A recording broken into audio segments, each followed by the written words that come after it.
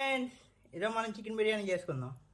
ముందుగా చికెన్ షాప్కి వెళ్ళి బిర్యానీ పీస్ అంటే మన చికెన్ కొడతారు. దాంట్లో అల్లం వెల్లుల్లి పేస్టు, కారము, పసుపు అవి మూడు వేసాం కదా, వాటిని వేసి ఇప్పుడు కలుపుకోవాలి.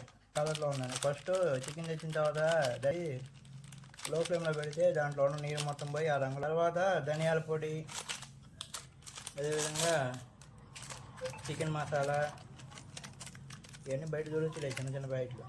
బిర్యానీ మసాలా, కస్తూరి మేతి, ఫైనల్గా నిమ్మకాయ కోసి పిండుకోవాలి. అదేవిధంగా పెరుగు, బెల్లమంటే పెరిగారు పాలతో చేస్తారు కదా, ఆ పెరుగు వేసుకోవాలి. అన్నీ వేసుకున్నాం కదా, ఇంక బాగా ముక్కలు పట్టియాలి. ముందుగా ముక్కల్ని కత్తితో కొంచెం చిన్న చిన్నగా కోసుకోవాలి. ముక్కలు బాగా పట్టినప్పుడు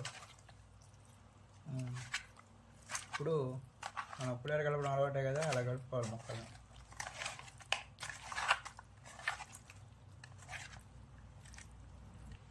ఇవ్వండి కొద్దిగా నూనె, మన ఇష్టం, పామాయిల్ అయినా సన్ఫ్లవర్ ఆయిల్ అయినా ఏదైతే ఉందిలే, ఆరోగ్యం పోయేదానికి. ఈ విధంగా చికెన్ కలుపుకున్న తర్వాత మన రైస్ ప్రిపేర్ చేసుకోవాలి. దాన్ని రైస్ దగ్గరికి వెళ్దాం. దీంట్లో రైస్, బయట బిర్యానీ మసాలా ఒక పెద్ద ప్యాకెట్ దొరికింది తెలుసు కదా, చిన్న ప్యాకెట్ ఒకటి. దాంట్లో ఉన్నవన్నీ దీంట్లో పోసేయడమే.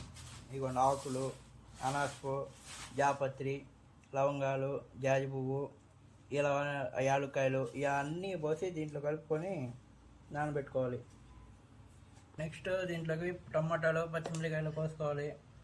అదేవిధంగా దీంట్లో కూడా 4 పచ్చిమిరకాయలు వేస్తే కారం వేయకుండా సరిపోద్ది. టమాటాలు వేసుకున్న తర్వాత మళ్ళీ ఒకసారి కలుపుకోవాలి కదా. కొద్దిసేపు పక్కన పెడదాం కలుపుకుందాం. కొత్తిమీర, అదేవిధంగా పుదీనా పైన జల్లు, అదేవిధంగా కొత్తిమీర దీంట్లో కూడా వేసుకోవాలి. మనం స్టవ్ ఆన్ చేసుకొని ఇందాక ప్రిపేర్ చేసుకున్న రైస్ని ఇప్పుడు కుక్ చేసుకోవాలి. దీంట్లో చూసారు కదా, ఇందాక చెప్పాం కదా ఇంగ్రీడియంట్స్ని వేసాం.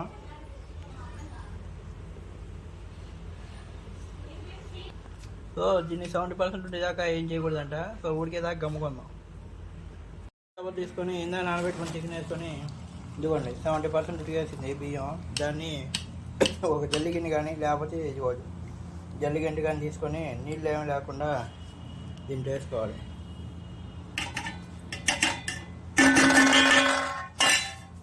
ఇదిగోండి ఆ నీళ్ళు వంచేసాం. రైస్ అయితే ఈ విధంగా వచ్చింది. మరి దాన్ని దీంట్లో వేసుకోవాలి.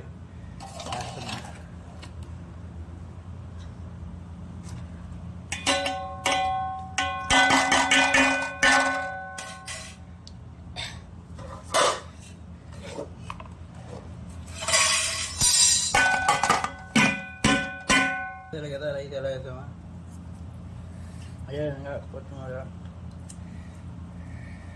పుదీనా, ఓకే. ఇప్పుడు మూత పెట్టేసి మొత్తం పొయ్యి పెట్టి లో ఫ్లేమ్లో బాగా ఉడికిస్తే మన బిర్యానీ రెడీ అయిపోతుంది. చూసారు కదా, హై ఫ్లేమ్లో ఒక 5 నిమిషాలు పెట్టి తర్వాత లో ఫ్లేమ్లో కావాలి.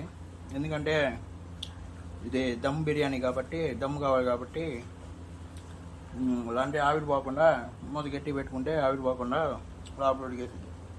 అంతే అండి. మరి ఇక్కడ మనం చూసుకున్నట్టే మన చికెన్ అయితే ఏం ఉడకబెట్టలేదు, జస్ట్ దమ్ముతోనే ఉడుకుతుంది.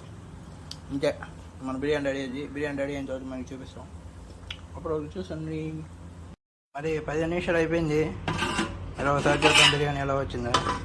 చూసారు కదా పేపర్స్ ఎలా వస్తున్నాయో. అదే అండి మన గుమ్మలాడే కింద బిర్యానీ అయితే రెడీ అయిపోయింది. అది ఇంతే అండి ఈరోజు సండే స్పెషల్ చికెన్ బిర్యానీ అయితే. Thanks for watching. మీరు కూడా ఈ విధంగా బిర్యానీ చేసుకోండి, బాగానే ఉంటుంది.